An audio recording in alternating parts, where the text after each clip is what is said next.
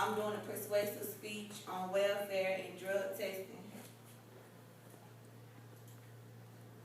As of March 28, 2013, at least 29 states have proposed legislation requiring some of drug testing or screening for public assistance recipients in 2013.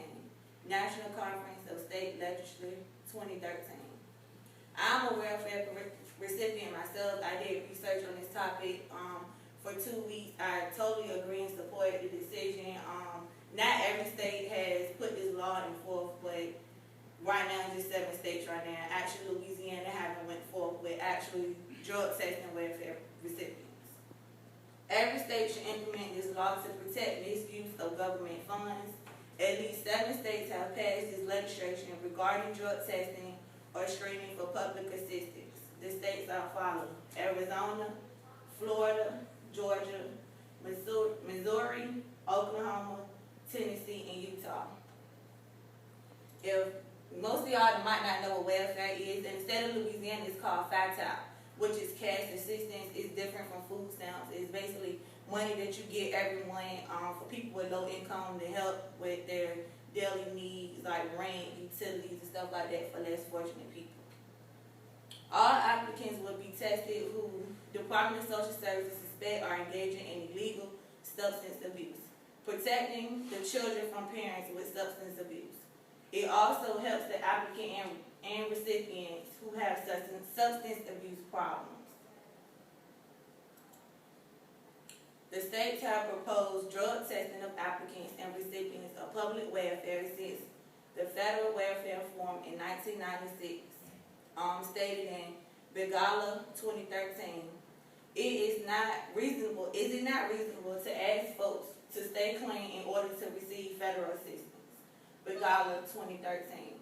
When applying for welfare, also known as FATAP in the state of Louisiana, applicants are required to take a survey for substance abuse.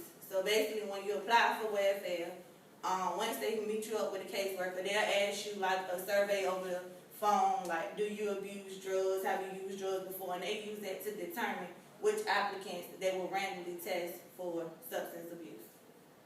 States have randomly drug test 20% of welfare recipients. Welfare is given to single parents with low income to help with subsistence needs. The purpose of drug testing is to eliminate misuse of government funds. It is not to take welfare away from the parents with substance abuse, but to help them, stated in hearings, page 73. Department of Social Services changes what can and cannot be purchased with cash assistance.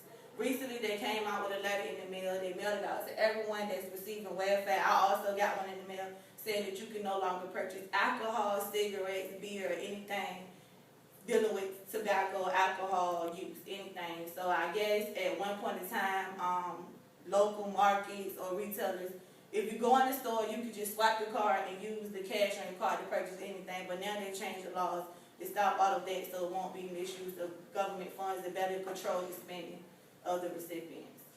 The recipients will not be cut off, but they will be referred to a treatment facility, or basically a drug program class or a substance abuse program to help them with their abuse.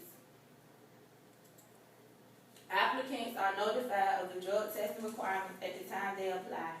Applicants are required to pay for the test. If they test negative, the applicant will be reimbursed for the cost by adding the amount to their benefit check. A parent's positive test result does not affect the child's eligibility for benefits. So basically what they're saying is, if you take the drug test and then you fail, you will have to pay the fee. And once you fail, they won't just cut off your public assistance. They will just put you in a program. They will try to help you with whatever problems you have, send you to a class instead of just cutting off the money that you need for your children. It's better to do it that way than cut them off and then the children will go out with whatever they need and you can't pay your bills and stuff like that. The 4th Amendment United States Constitution is part of a Bill of Rights which guards against unreasonable searches and seizures, along with requiring any warrant to be judicially sanctioned and supported by probable cause. Guzman, Titana, Pyrog, C. Fitted, 2013. Drug testing recipients does not violate the Fourth Amendment right, search and seizure, because it will be implemented on a case-by-case basis. If you take a drug test to obtain employment, what is the difference between taking a drug test to obtain assistance for your children? And as I reiterated, I support this decision because me, in my profession as a nurse, we have to take a drug test to get into nursing school. We have to take a drug test for employment. So I don't see what would be the difference in between drug testing people that they suspect might be abusing drugs or alcohol in order to obtain welfare, because it's really for the children, it's not for the mother. Being that I'm a welfare recipient, I have 2 children and I don't work, my income is low. So I receive $240 per month on the 5th every month, and that's to help me pay my rent and my bills, utilities, and so forth. And I also get a separate thing, which is called tandem, which is also food stamps, and that helps me just with my food, just for cooking, eating, and stuff like that for me and my children.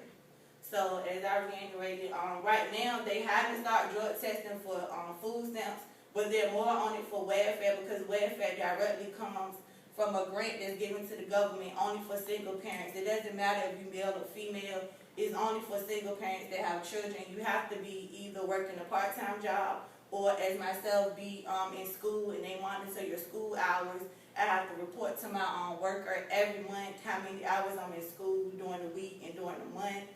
And also, if you don't work, now they have a program that you have to volunteer at some type of Department of Social Service facility to make up those hours. I think it's 30 hours per week, to make up whatever hours you're not in school or work. So basically, you're earning the money. It's not something that we just get for free.